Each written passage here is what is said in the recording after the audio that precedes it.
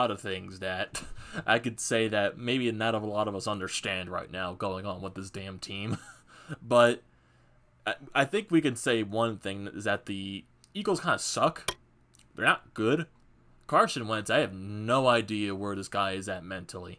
Like, you could defend this guy for so long until you figure out, like, what the hell is going on with you? What the hell is going on with Carson Wentz right now? And that's going to be the biggest issue right now. And besides that, the entire team. Doug Pederson, what the hell are those play calls? Not trying to go for the field goal, even though Matt Pryor was the idiot that did that false start in the overtime. But you had, around like 14, 15 seconds left. 60-plus yards. I can understand 60-plus yards is definitely a difficult field goal to try and make. And if you miss it, yes, it does go back to the Bengals midfield. But at least try it. Where is the aggressive Doug Pederson that we are supposed to know that he is? Is Doug Pederson just going on right on that play and accepting a tie right there? It just felt like he was accepting the tie right there. At least try and go and win the ball game with a field goal right there.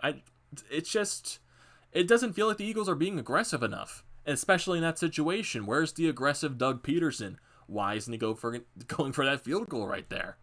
It's just weird. It boggles my mind, honestly. It does.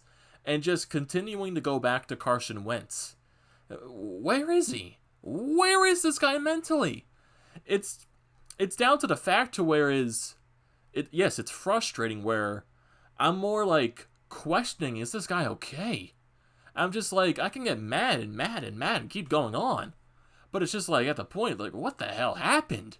What is this Carson Wentz that we're seeing? It's a guy that consistently overthrows his passers, and you see it on the first drive of the game for the Eagles.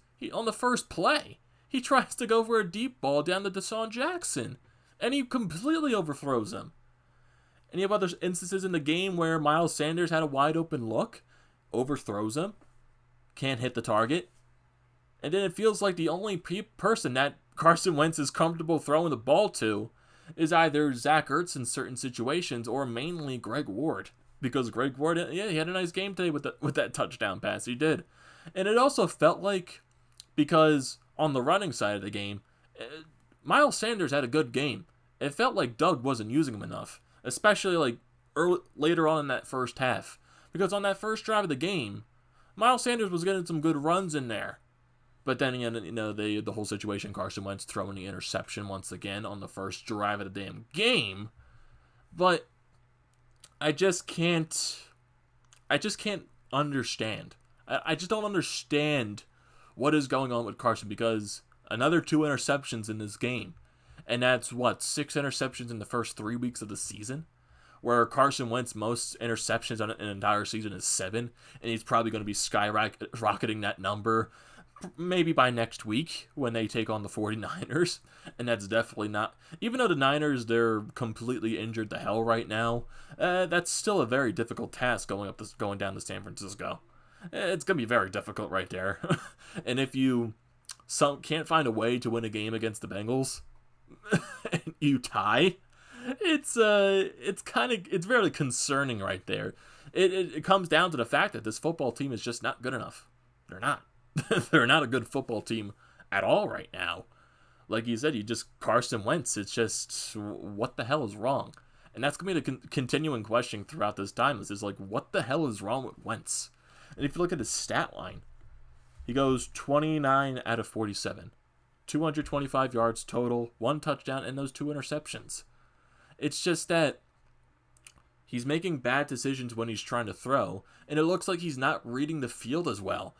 Because the Bengals, I'll give some credit to them, they were putting some nice man-to-man coverage on some of our receivers today. And Carson Wentz, for some reason, just wasn't picking that up as well. There were some moments in this game where Carson Wentz was showing like cases of what he can do when holding the ball, breaking out of some scrummages, running the ball, getting the first down, especially on that touchdown at the end of the game to tie it in the fourth quarter.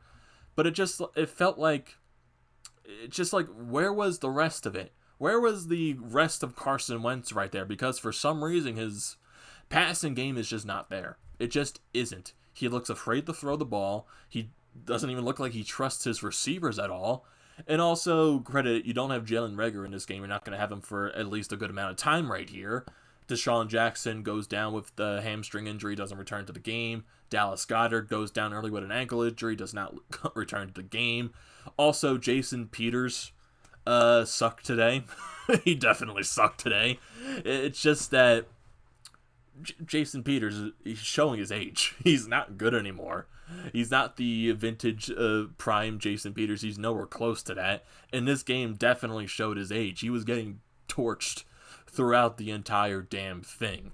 And also, that didn't help Carson Wentz's case whatsoever either, because Jason Peters could not stop anyone worth a dime. It's just that simple right there. Jason Peters, at that age that he's at right now, playing at left guard, it's not a recipe for success right there. And he was getting torched the entire damn game. And it's funny too, through some spurts throughout this game, you saw Jalen Hurts getting some snaps at QB. What? I mean, the first snap that he got, he rushed for a first down. So maybe there was some sliver of hope right there for people that want Wentz benched and Hurts as the starter right there. But then also, on one of his other drives that snaps at quarterback, he was trying to hand the ball off to Sanders, and a little bit of fumbling of the ball right there dropped out of both of their hands, and thankfully they got on top of the ball right there, but it wasn't too good right there either. And just like continuing to go back to Wentz, it just continues to overthrow people. And especially there was this one weird pass, even though they made the catch, Zach Ertz did, it like he was targeting Greg Ward, and he completely overshot him. Thank God Zach Ertz was there to make the catch, because that ball, it wasn't going to be a completion if Zach Ertz wasn't there, because he completely overshot Greg Ward. So it's just, Carson Wentz mentally, it's just in a completely different place. He's not confident in himself. He definitely does not trust any of his receivers right now. Mainly Greg Ward is the only guy he trusts, apparently.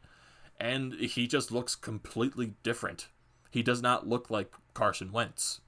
And I don't want to blame injury or anything like that, because I don't think injury is the reason right here, even though he had that concussion issue last year when he got knocked out of the wild card game. But I don't think that's any of the issue right here. I just think Carson Wentz is in a terrible place mentally. He's just lacking so much confidence in his game right now. It's completely obvious in that standpoint. And who knows what's going to happen next week. I would assume Carson Wentz is going to be the starting quarterback. I don't think Doug's going to go that far of a stretch putting Jalen Hurts as a starting QB next week. But you never know. You just never know. I don't think that's going to be the case right there. But also, you never know. Maybe Jalen Hurts gets more snaps next week. Like I said, you just never know. And like I said, on the rushing side of the ball, it felt like Doug wasn't doing it enough. And just throughout this entire game, like I said, Sanders, to start off, was getting some good rushes. He was getting some yardage right there before Wentz threw that interception. And then throughout the rest of the game, it just felt like it wasn't utilized enough. And then Sanders, he had 18 carries in this game. I felt like he needed more because he was that good. He had 95 yards in this game total for rushing. Wentz had the other 65 yards. The Eagles did actually rush for 175. Majority of that with Sanders and Wentz running the ball themselves. But it just felt like Sanders, like I said, wasn't given enough. He just wasn't given enough. He was having a good game to start off, and it felt like Doug wasn't giving the ball to him more often. And he did say going into this game, Miles Sanders was definitely going to be utilized more. And it felt like he wasn't. And then also one other player that he was talking about that is definitely going to be utilized more since Reagor is out for the next few weeks here or so is J.J. Arcega-Whiteside. Before the game, there was a site on the practice showing that J.J. was talking to Sam Hinkie, and didn't return. So questionable right there. Very questionable right there. He didn't play in the entire game. Didn't get any snaps. Didn't make any catches. He wasn't playing at all. And Doug Pederson says he's going to be heavily relied upon. Yeah, that was a definite lie right there. J.J. Arcega-Whiteside. Probably one of the worst draft picks in Eagles history. Probably. The dude has not made any game-breaking things at all since he's been on the roster. He just hasn't. He just absolutely hasn't. And some of the other picks that the Eagles left on the board when they took JJ, it's not looking good right now. And just going throughout this entire game, especially in the first quarter, or the first half in general, The defense, honestly, was stepping up a little bit. They were getting to Joe Burrow a little bit. But then the offense, they were doing basically the same thing. They just couldn't get anything done. They couldn't get anything done. Like I said, Carson Wentz was completely overthrowing his players, not utilizing the run enough. Yeah, you do start the second quarter with a field goal, but the Eagles at the end of the first quarter, they were on the goal line, and they couldn't get a touchdown, and it turns into a field goal. That's a little bit worrisome right there. And then you get some field goal action both sides. Bengals get a field goal, Eagles get a field goal, Bengals get a touchdown, and we turn into that whole situation right there. And then the Eagles get another field goal because on that ensuing Bengals touchdown in the second quarter, for some reason the kicker decided to kick the ball out of bounds and put the Eagles in great field position right there. And the Eagles, to their credit, they did take advantage of it. Carson Wentz actually hits someone in Greg Ward, and he runs in for the touchdown, giving the Eagles that lead right there. And it just felt like it was back and forth action the rest of the game. Bengals would get a touchdown. Eagles would kick a field goal. Same thing, back and forth, field goal, touchdowns, and stuff like that. And then Bengals were up late with 2-minute warning going on right there. Eagles get the ball in the last possession. And then Carson Wentz making actually a good play right here, breaking through, running through, getting into the end zone for the touchdown. And honestly, I was expecting at this point just because it would be a clear Eagles thing right here for Doug Pederson to go for 2 points right there on that touchdown, maybe to try to give the Eagles the lead and maybe the win for the game. But he goes for the field goal. They force overtime. And the overtime, oh boy. Oh boy. The Bengals do win the coin toss. They can't get anything going on their first drive. Eagles can't do the same thing. So basically, at first it was going to be whoever scores the first touchdown wins the game. But both teams can't do anything right there. And basically it's going to turn into whoever scores next wins the game. And both teams couldn't do that with a lick right there. And oh boy. And it's just in this overtime. It boggles my mind right here. It really boggles my mind. And I'm just looking at my notes and I'm just like, oh God. And it's just it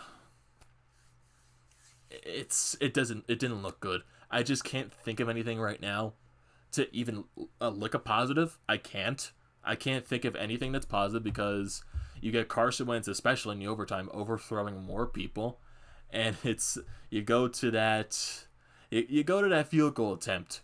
Eagles are on the 50. I think it was the 59-yard line. They were going for the attempt right there. Then Matt Pryor false start, and you're just like, come on, you can't make this up. You cannot make this up whatsoever. False start. Pederson does not decide to go for the field goal, and he elects to punt. And then basically right there accepting a tie game at that point because the Bengals were not going to score going into that last. They had like 14 seconds left, and I don't think they had any timeouts left. They weren't going to score on that drive going on right there. But then, yes, you also take the risk if Jake Elliott does not hit the field goal, you do put the Bengals in better position to succeed. Because if he misses it, maybe the Bengals make one play, they go out of bounds to stop the clock, and maybe they kick a field goal if they're in field goal range. Yeah, you do take that risk right there, but where is the aggressive Doug Pederson? Just where is it right there? And just looking at the rest of my notes right here, you get more injuries. Like I said, you lose Goedert, you lose Desean Jackson, you lose Maddox, who took a scary injury right there.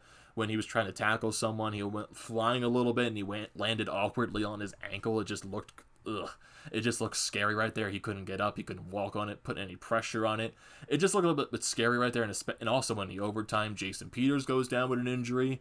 So the Eagles basically right now probably had to start up their own hospital because that's how banged up they are. That's just the way it is right now with this team. It's not good. They're not good. And I don't know if anyone has any hope for next week. They play San Francisco. Yes, San Francisco, they're also injured to hell right now, just like the Eagles are. Does that benefit the Eagles in any way whatsoever? This week, it should have been a win over Cincinnati. They made it look very difficult. Carson Wentz did not look good whatsoever. Doug Pederson not making any good play calls either. It's basically the same story every week. Besides that first quarter against Washington in week 1, it's been Carson Wentz can't hit guys. Doug Pederson's making bad play calls, and then also last week the defense got torched, but today I would say the defense stepped up. And maybe not at the end of that second half where they allowed Cincinnati to come down the field and get a touchdown right there, but it just felt like the defense stepped up more in this game after they got torched last week, but it's still the same thing right here. It's just, the team's not good. And that's the one description that I can come to. This team is not that good right now. And do you have any confidence going into next week against San Francisco? And that's also going to be a prime time game on NBC. So are the Eagles going to suck on prime time? Or are they actually going to try to find a way to get a win here? Because I don't have hope. I just don't have hope in this team right now. I just don't. So I want to hear your thoughts right here. I want to hear your thoughts on Carson Wentz and how bad he has looked in the first 3 weeks, Doug Pederson, and just this Eagles team as a whole. Like, do you have any hope for them next week against the 49ers? So I want to hear your thoughts. Don't forget your comments in the comment section. Don't forget to drop a like. Don't forget to subscribe to the channel. And I will see you next time.